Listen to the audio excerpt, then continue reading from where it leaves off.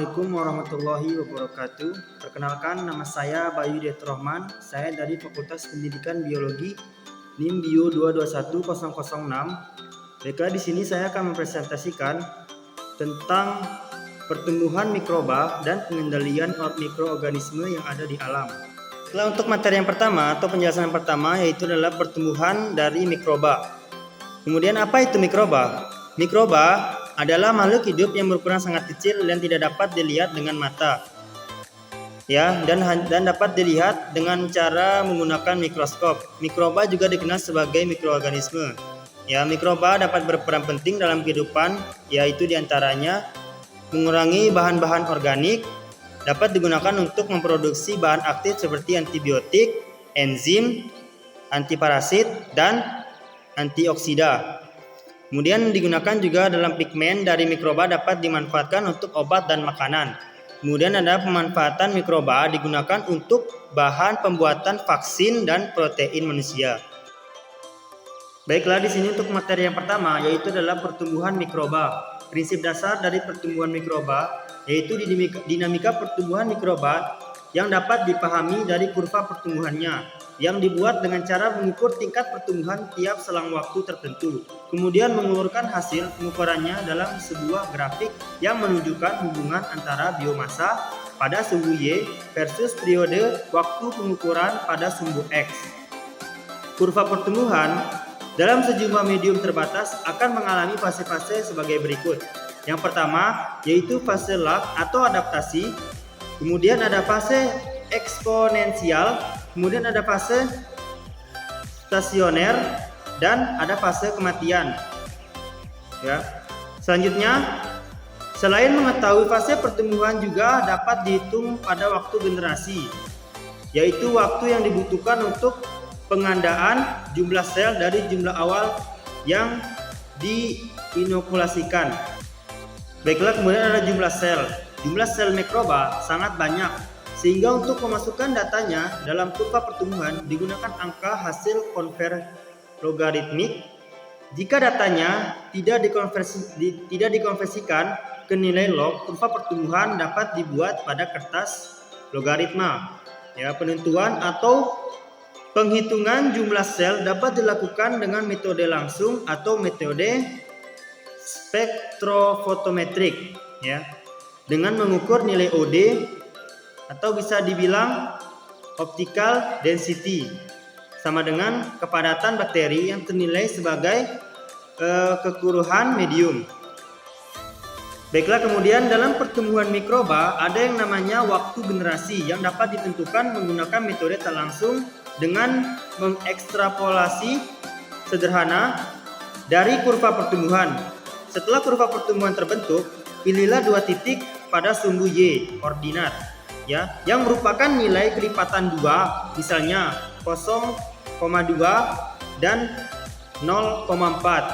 Buat garis lurus horizontal dari kedua titik ke arah kurva. Lalu dari titik potongan pada kurva ini ditarik tegak lurus vertikal ke arah sumbu X, absis. Kemudian titik potong pada absis menunjukkan interval waktu yang dibutuhkan oleh populasi sel untuk menggandakan populasinya yang disebut dengan waktu generasi atau generation time.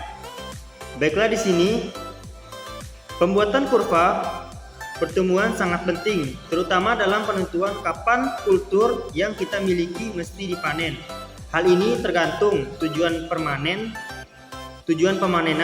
Untuk mendapatkan inokulum yang aktif, pemanenan dilakukan pada fase eksponensial.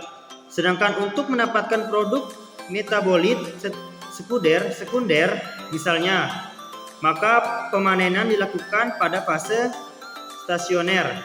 Kemudian mikroba dapat ditemukan di berbagai tempat, yaitu seperti air, tanah, udara, sumber air panas, urat air bawah yang ada di dalam.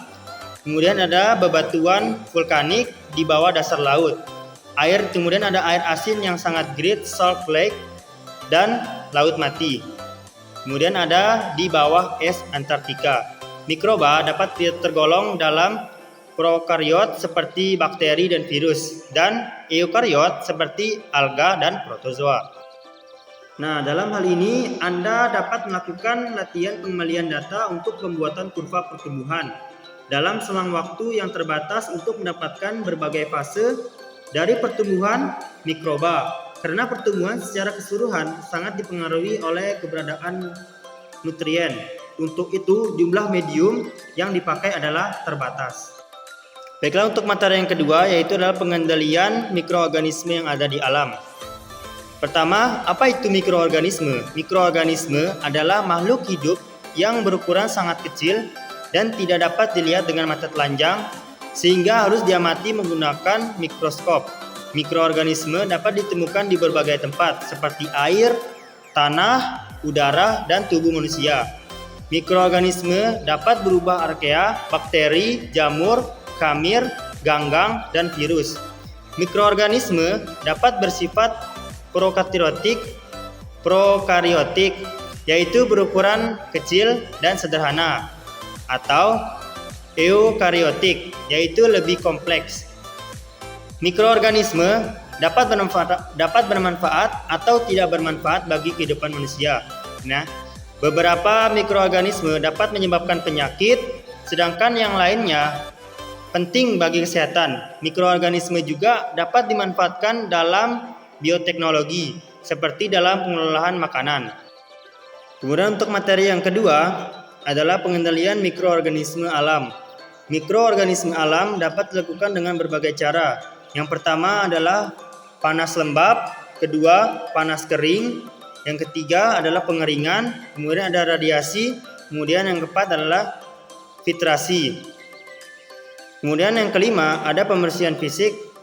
Ini semua dapat digunakan untuk mengendalikan mikroorganisme. Kemudian ada yang namanya sinar UV. Sinar UV juga dapat digunakan untuk menurunkan jumlah mikroorganisme yang ada di air limbah. Kemudian yang ketujuh ada yang namanya antiseptik. Antiseptik ini merupakan senyawa kimia yang digunakan untuk menghambat pertumbuhan atau membunuh mikroba pada tubuh eksternal. Kemudian ada disinfektan. Disinfektan merupakan senyawa kimia yang digunakan untuk menghambat pertumbuhan atau membunuh mikroba pada benda. Ya, kemudian ada preservasi. Preservasi merupakan senyawa yang dapat menghambat pertumbuhan mikroba, umumnya digunakan pada produk makanan dan minuman. Kemudian ada antibiotik yang terakhir. Antibiotik juga dapat digunakan untuk yang menghasilkan mikroorganisme untuk membunuh dan menghambat pertumbuhan mikropatogen. Ya. Tujuan utama pengendalian mikroorganisme ini adalah untuk mencegah penyebaran penyakit dan infeksi, ya, membasmi mikroorganisme dan mencegah membusuknya serta kerusakan bahan. Baik, mungkin hanya ini saja yang dapat saya sampaikan. Kalau ada kesalahan kata atau ada kata-kata yang kurang pas, saya mohon maaf. Wabillahi taufik wal hidayah. Wassalamualaikum warahmatullahi wabarakatuh.